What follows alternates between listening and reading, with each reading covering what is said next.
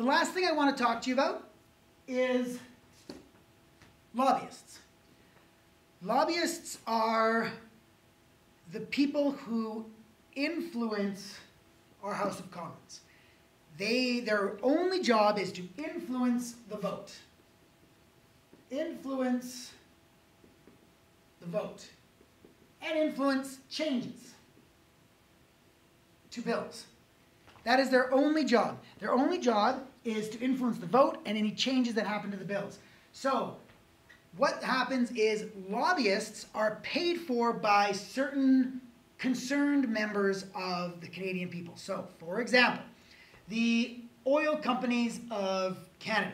Canada, we have a lot of oil in all of Canada actually, and oil is a big part of our dollar.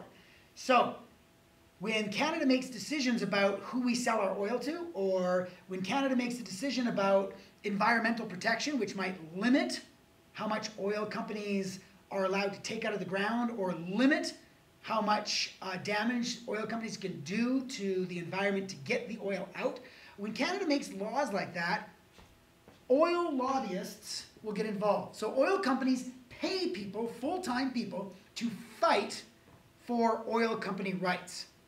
So what happens is a bill gets proposed by the cabinet, so the Minister of Natural Resources. The Minister of Natural Resources proposes a new law that is going to limit how much oil companies can take out of the ground in any given year, so that to preserve for future generations. So, Minister of Natural Resources proposes this. The oil companies are outraged. So the oil companies tell their lobbyists, hey, we're paying you for a reason.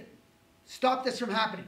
The lobbyists then come and start talking to all the members of Parliament. They'll talk to the government, the Conservatives, they'll talk to the Liberals, the NDP, they'll talk to everybody, and they'll try to convince these members of Parliament to vote down this bill. They'll say, this bill is going to be bad for our economy. This bill is going to be bad for oil workers. You're going to lose all these jobs.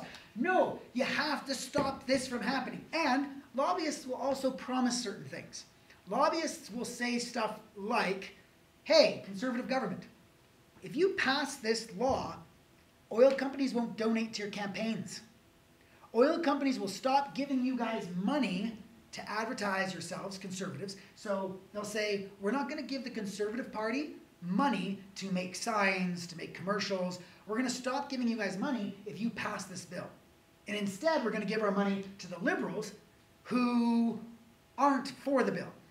We've convinced the Liberals to vote against your bill. And we're going to give, next election, we're giving the Liberals all the money we used to give you, we're giving it to the Liberals. That's what lobbyists do. They try to convince the members of Parliament to vote their way. But there's also going to be a lobbyist for the same bill. There'll also be an environmentalist lobbyist. So people who are concerned about the environment will give money to environmental lobbyists. Greenpeace. Greenpeace has an active side that does stuff, but Greenpeace also has a lobbyist side of it. So if you give your money to Greenpeace, Greenpeace will spend that money on lobbyists to fight for environmental protection.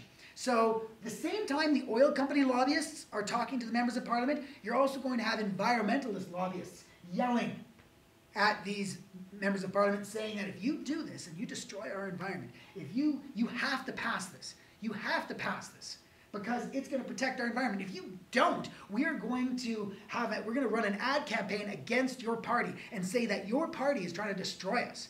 We're going to talk about how you are destroying the environment for future generations. We're going to run a whole bunch of campaigns against you. So you better pass this. Don't listen to the oil company lobbyists. So that's what lobbyists do.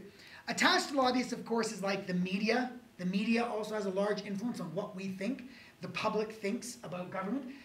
Media is not allowed to be coerced by members of Parliament, by the government.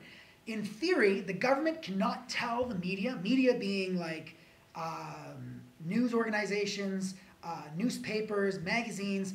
In theory, the government cannot tell newspapers, etc. They can't tell them what not to print.